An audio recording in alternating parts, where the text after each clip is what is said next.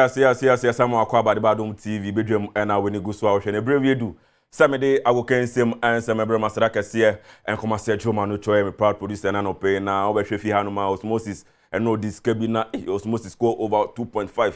now, over 3.5 now, but so small with this car, internal pay osmosis best sorting cameraman and hanging on a BBI finance like I say. So, come Franco Trading Enterprise, yes. Phones papa fees here there bronya bite o matete so kra na phones ben na opese Nokia, Samsung, iPhones, smart TVs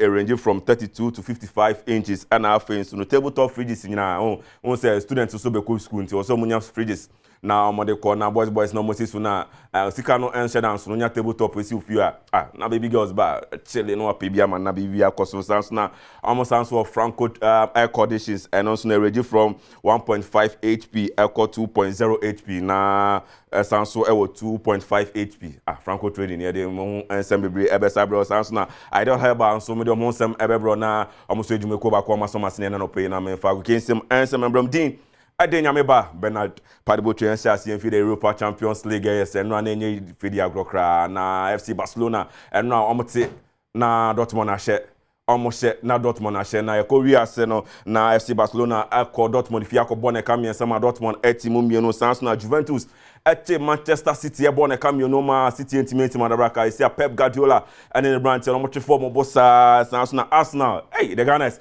so eche Monaco ebo na kamien sama intimate madabraka enhwe some highlights in the coin. Dano and a copy of the UEFA Champions League 9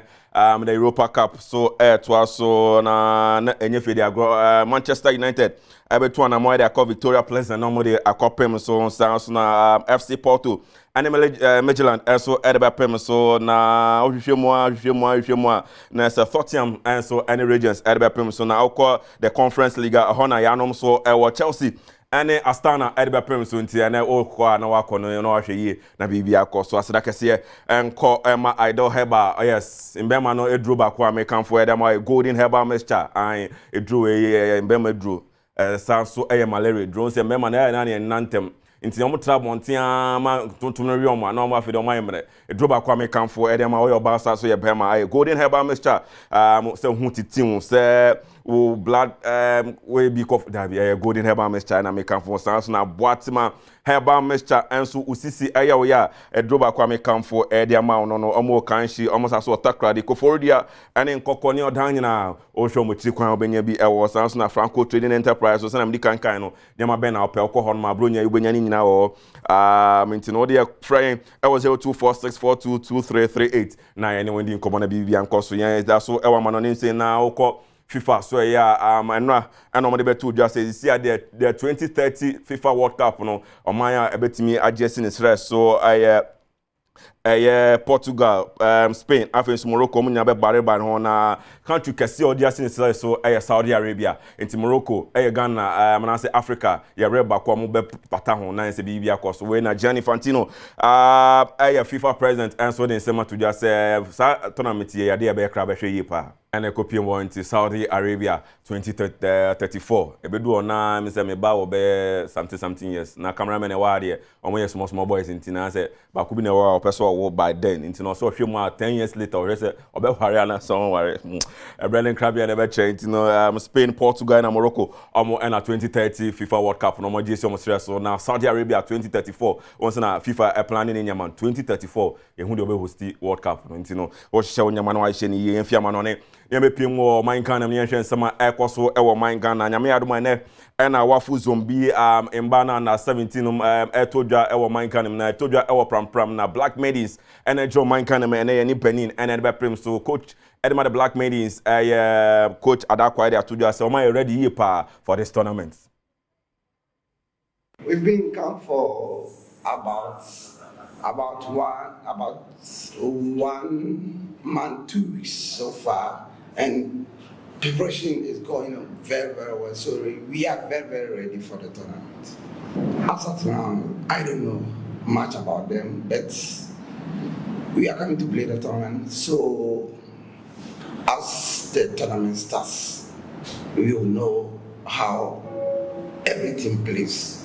So we will be ready for any match. Meanwhile, we are playing tomorrow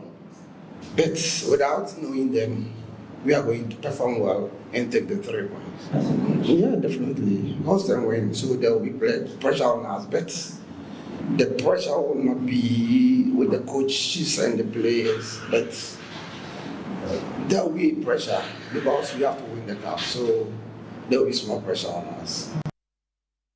No, and another quite Eddie Bayern party in the park 2024. Joy friend Eddie Bremon ticket no Michelle 200 Ghana cedis GB. Now family of 6 200 cedis per. Na beji weni na eni je de afi wabra 200 cedis. Na no ebusuan makoma kunsia. Antonio baby girls miensa Eddie boss na onya mba so miensa de kanwa. Now I'm say one gasa watch kakra de account na bi akoso na 26th of December our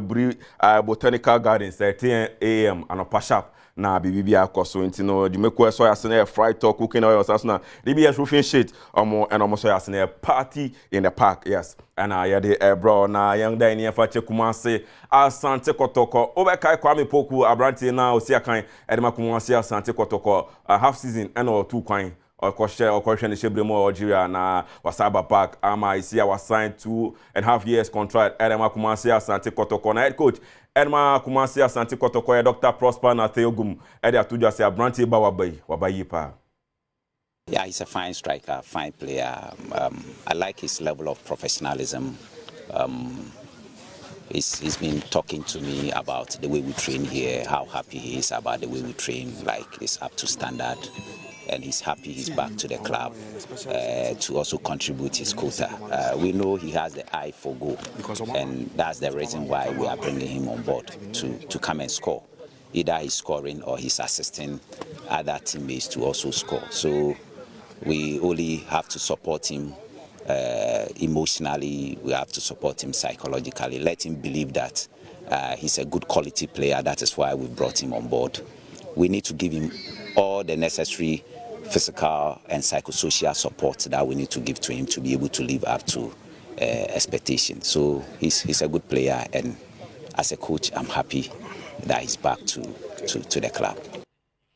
Now watch the Ghana Premier League match day 13 na Super Clash Ghana's El Clasico version ebe told you Kumasi Baba Yara Sports Stadium Kumasi Asante Kotoko versus Accra folk wine and be kumni yonkun Eddie na head coach BM Edema Asante Kotoko Dr. Prosper na Theogum de told you say sa game on Sunday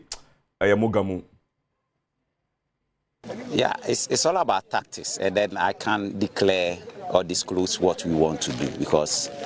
you don't go to a battle telling your opponent what sort of weapons you are bringing on board. Once you tell them, they know what to also do. That's just by the way. But then what I'm trying what I'm trying to say is that tactically, I mean, we need to have different approaches to the game. And if you observe my team play, most of the time we don't go the same way throughout the game. We keep changing the approach in the course of the game based on how the opponents also approach the game within certain segments or minutes or moments within the game. So what I can tell you is that as and when the dynamics of the game change from that of the opponent, we also try to also approach it accordingly. Yes, I know any Dr. Prosper te ogumone sem no na se onim se bronya eba na bronya eba so dia multimedia de na ya hyehyɛ nyama bebre e de ma into 9 lessons and carols yes 2024 eba so our national theater Saturday da enim ya Saturday 14th of December and eba so na 50 Ghana cedis per 50 Ghana cedis 7 p.m. sharp na gate ni be 5 p.m. 7 pepe ne a share so nti say obetwa ama wa fifie 7 obeba no na em say 3 wise men no onwa nyama na wie unsa afi 3 wise men no nkofo bi a ewo 3 wise men mi ai rade nyame omoba nyama bi omoye na won say Mary so ya no oye nyakoma de bi ti afi Mary and some obai be ye no enye fedi agro mesraw ope say onya advance ticket star 714 star 003 ash tie star 714 ash star 714 star 003 hash star 714 star 003 hash na wa pebi na se ticket no wonya bi na bi akoso mesraw